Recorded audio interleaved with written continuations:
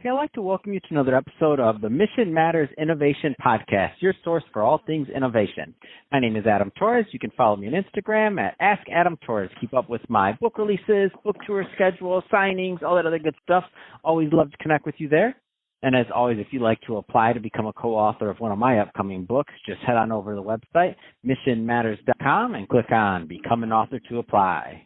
All right, so today I have Marc Pierce on the line, and this is a special reunion 2020 episode. What is that? That's when I had a guest on in the past, and I liked them so much I had to bring him right on back. So Marc is also the president and founder of Stonegate. So first, Marc, welcome back to the show. Thank you very much. It's great to be back. Oh man, so I'm excited about today's topic. So, is traditional market research dead? I mean, how are new customers thinking, and how do the businesses better reach them? I mean, you're the guy I want to talk to about that. But before we get into that, let's get just a little bit further into what you do over at Stonegate. I don't want to assume that all of our new listeners caught your first episode. So tell us a little bit more about Stonegate, please. So we are a software as a services company, and we've built one of the industry's first retention automation platforms.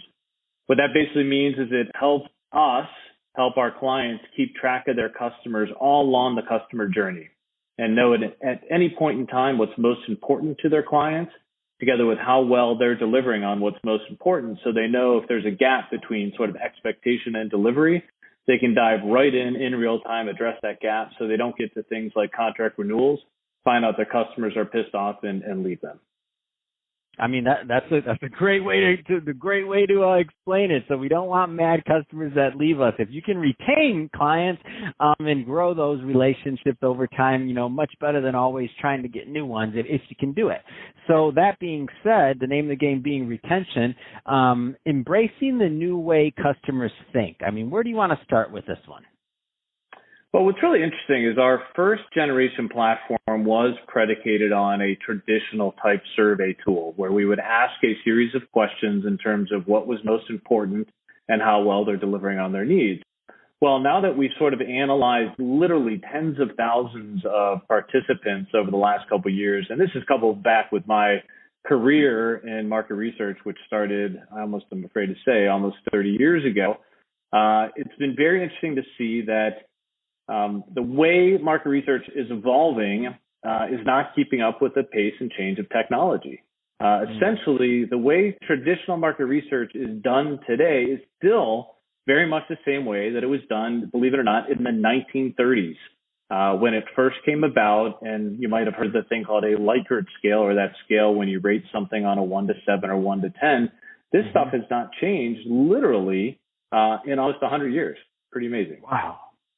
I mean, when you look at other industries and other things, like for there to be status quo over 100 years, that's like saying, I mean, it's not a principle, right? Like this isn't like a mathematical equation. There can be innovation here. So what do you think this next step is in this innovation? Well, a couple of things kind of led up to it. One is when we looked at people rating a scale of 1 to 7 or 1 to 10, you see a lot of what's called scale bias, where you tend to have certain cultures or whatever that tend to give you 9s and 10s or 5s and 6s. You also see, sort of over-reliance on things like one score, which is a net promoter score based on a scale of 1 to 10. But what you don't see is really embracing the way that technology is evolving and what I call the ever-evolving emoji. People don't think in numbers today. They think about in smiley faces. Think about when you talk to a friend and you send them a thumbs up or a happy face or a sad face. What we find is that it's a better way for us to communicate. We communicate in emoji or emoticon or pictorial way, which is a far better representation than, let's say, a traditional scale of 1 to 7 or 1 to 10.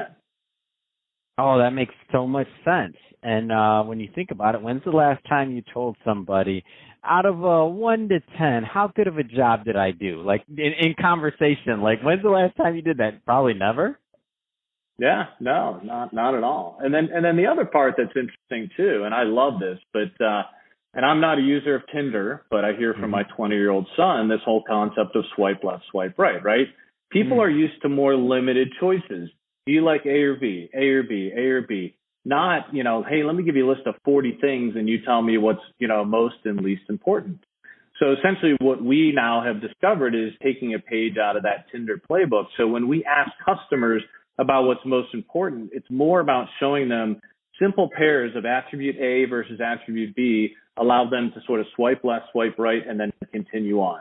So now using this combination of sort of a pair of choices together with emojis, you're able to cater much more to the way that people think today, especially in a mobile environment, and get a much more real and actionable result than you could on a traditional survey type tool.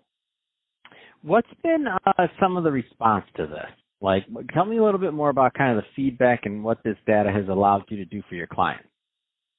Well, the biggest thing is you get higher levels of participation because you almost make it a little bit more fun for the respondent. I mean, every single industry still needs direct feedback. You know, as much as you want to model things with AI, there's nothing better than true perspective. So simply making it a more enjoyable experience is probably the biggest. But the other big thing that hasn't been done in the past is the immediacy of response that we can give to that. So how many times have you taken a survey and you never hear anything from it, right? It's like, it's just going off into Neverland. Well, what we're doing now is that you can take all of this data in real time and you literally can show them at the end, here's a summary of what you told me. Clearly, I've missed the mark because I see your unhappy face on service delivery or responsiveness, and I can immediately provide action. Maybe it's connect you to my calendar. Maybe it's watch a video, something else that gives them immediate response and makes them feel like by giving us their feedback, we are immediately doing something to address what their concerns are. Oh, wow, that makes so much sense. So if it was like an onboarding or something else, or where they gave a point at, then it's like if you take them directly to maybe a calendar scheduler or something else, then they may be like, oh, wow, they really care. Like this wasn't just a waste of my time survey. Like they want to help me with this. So then if you think about loyalty on a client, I mean, I feel like no client expects any company to get everything right 100% of the time, right? Like even the best companies, like we have a level of forgiveness in us, but if we see that a company's really trying to keep our business and earn it and they care, I mean, you're with that client for life. No, that's exactly right. And we say retention is all about simple acknowledgement in the beginning. If you did something wrong, just say you did something wrong, but then do something about it quickly, because the worst thing you can do is not find out and not do anything. So just our suggestion is find out and do something about it and do it right away. Even if it's simply give me some time to figure it out. Most consumers, customers, channels, you name it, everybody's reasonable as long as they've been heard and that they know that there's some sort of action plan you're trying to put into place to address their issue. Man, that's well said. So, Marc, that being said, if somebody's listening to this and they want more information on Stonegate or to connect, I mean, what's the best way for them to reach out? So I would go to our Stamp, so that's the software website, which is just www.stamp.global. So www.stamp.global. Fantastic. Well, Marc, it's been great having you back on this reunion 2020 episode. Excited to get you back on in 2021, see what's going on with Stamp and Stonegate. And to the audience, as always, thank you for tuning in. Hope you got a lot of value out of this. If you did, don't forget to subscribe to the podcast, leave me a review on the Apple iTunes Store. If you're watching this on our YouTube channel, Mission Matters Money, definitely give us a subscribe there, but leave us some comments on the video. I mean, love to know what you're working on, what kind of projects you have going on in your world. So let's take the conversation over to the YouTube community. And Marc, thanks again for coming on the show.